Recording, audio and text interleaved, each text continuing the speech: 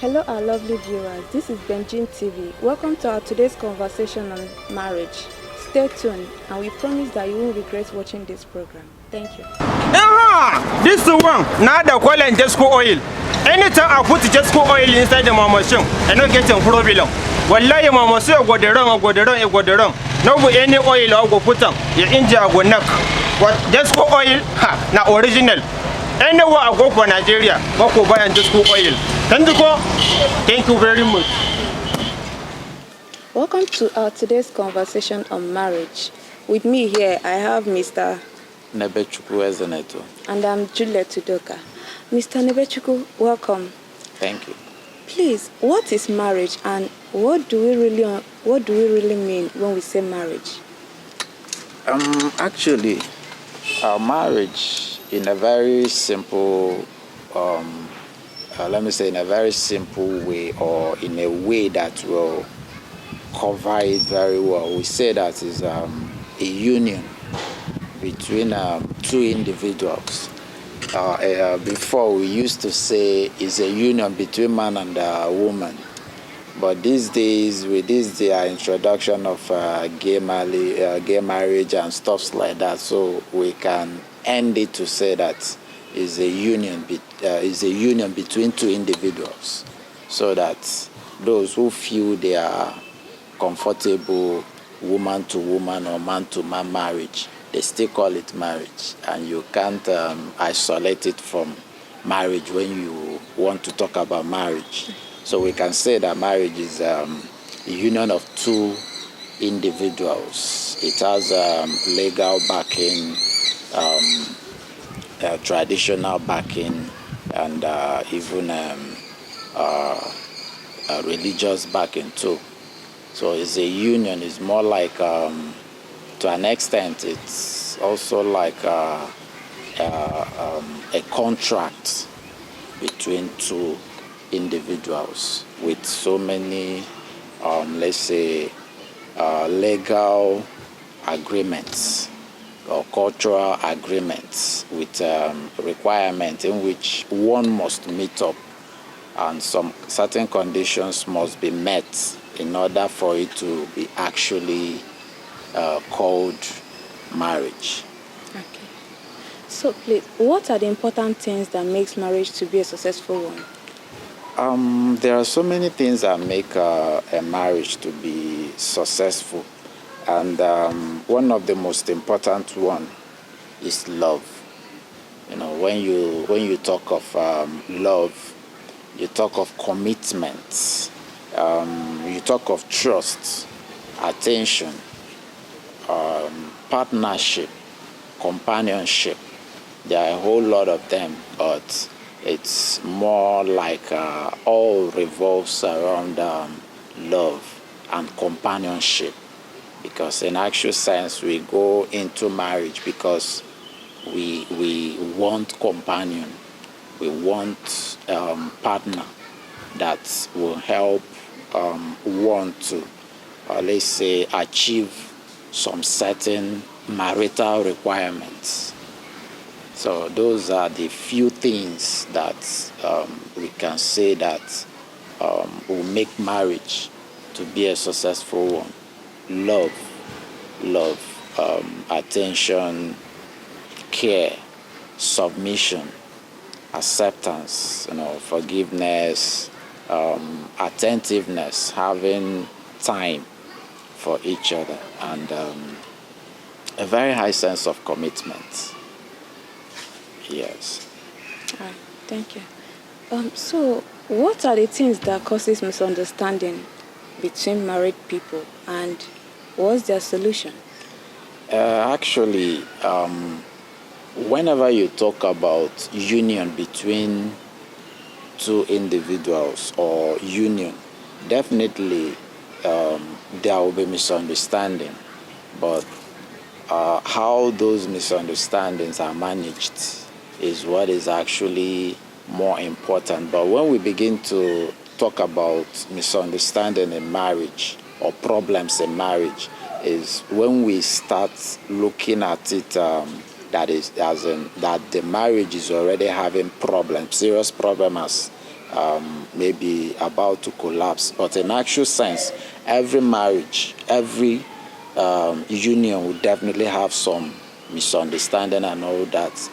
But in most cases, what causes misunderstanding is simply lack of understanding.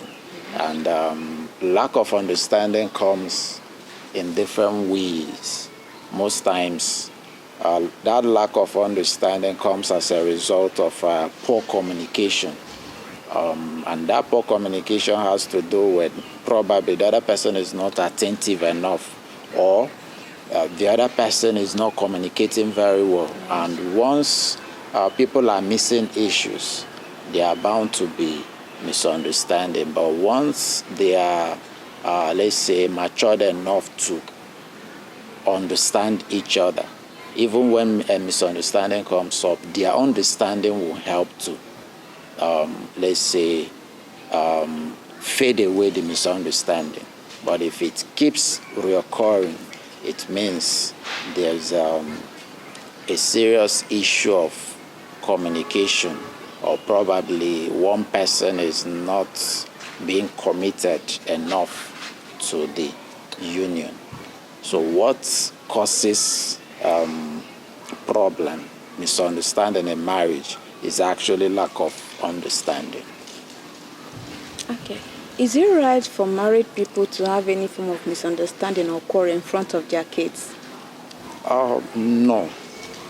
And is more important, people should do everything. Most times misunderstanding or quarrels, we don't plan it, we don't rehearse it. Yes.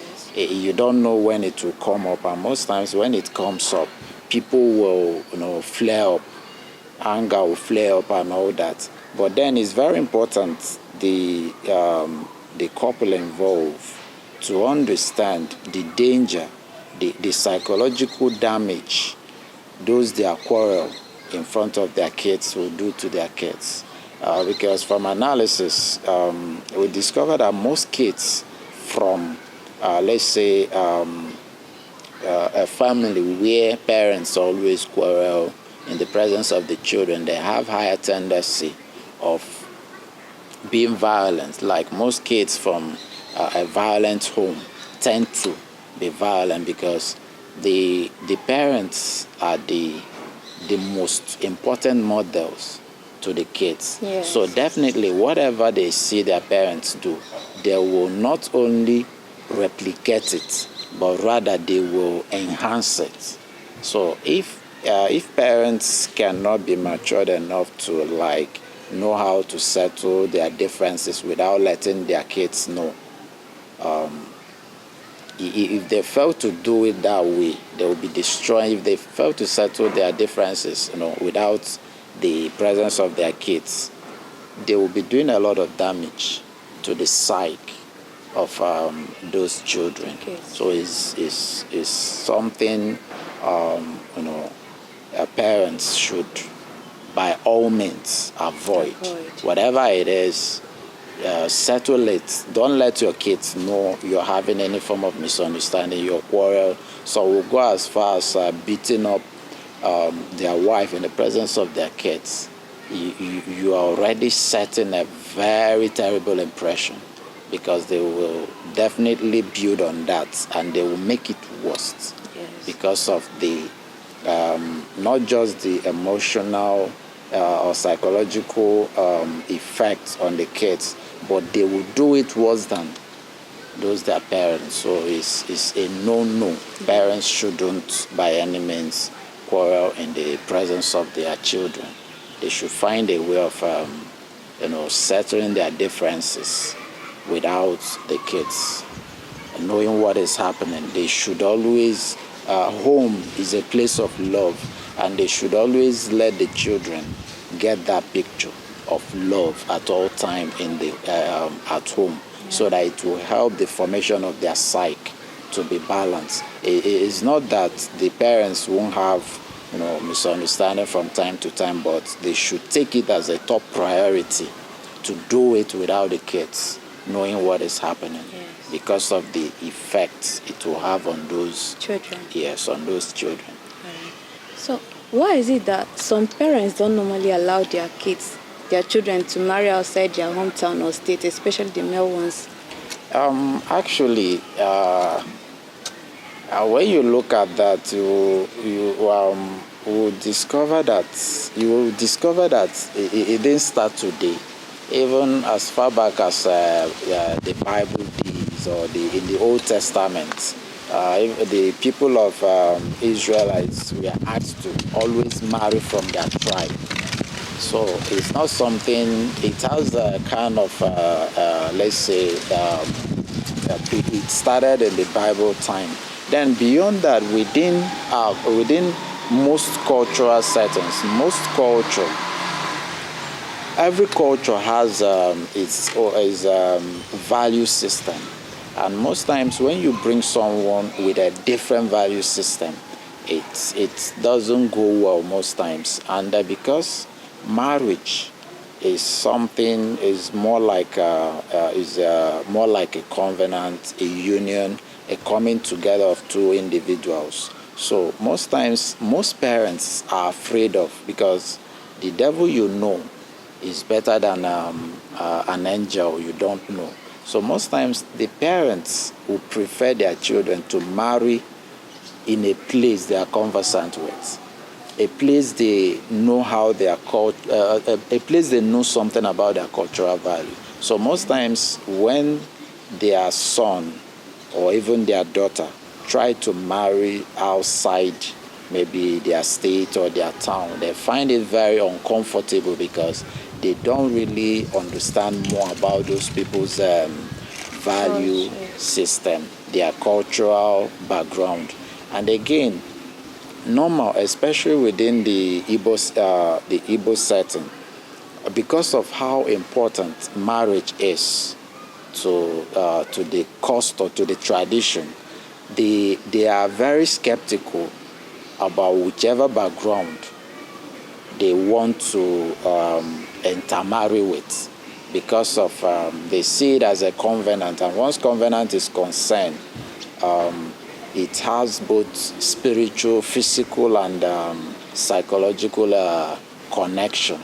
So, and people will always try to connect with what they are conversant with. So most parents, they don't feel comfortable, and because normal, during their process of the marital inquiries, someone that is marrying from another state or from another community, the other family might find it difficult to get proper information about that family, because most times families always try to know the history of where they are where their daughter is going to marry, or where their son is going to marry, because we so much believe that there are things people inherit from. There are so much people do inherit from that are genetic. So, and you can only know about that if you make proper inquiries. Now, if you don't have access to people you make inquiries to, it will be difficult to determine the kind of background the person is coming from. So most times, most parents are very afraid of that, so that their son or their daughter will not marry in a family that will kind of destroy a lot of things, or that will bring a negative gene to their own family. So most parents are very, very serious about that, because they know that marriage is a covenant. If there's anything wrong with the other family, definitely the other family will get contaminated, the other family will get entangled.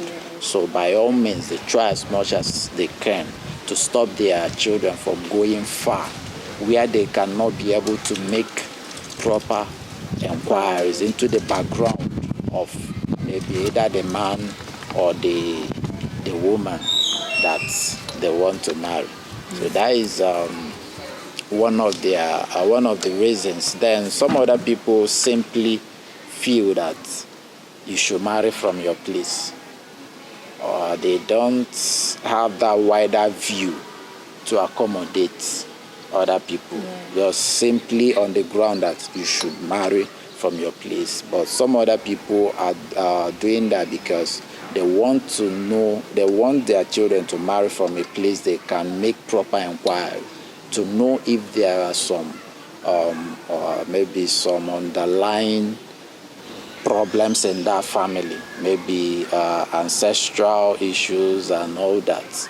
So they want people that are closer so that they will be able to make proper inquiries. Yes. While some are so much afraid of some culture, just like every culture have their value system. There are some cultures that accept maybe women, a married woman having relation, as in having a married woman being so free within their culture. A married woman can sleep with whoever she or whoever accepts her, and all that is okay for them. While maybe in the other culture it's a taboo. Likewise, there are some cultures that accept men to be free to have concubines, that accept concubines within their cultural value, while the other culture may not like it. So when such two cultures come together, there are bound to be issues. So most times that is one of the reasons why some people won't allow their children, or they are afraid of their children going far to marry. Thank you very much. Thanks for watching our program. Please don't forget to subscribe to Benjin TV. Hit the bell button to get notification. Also drop your comments at the comment sections. Thank you.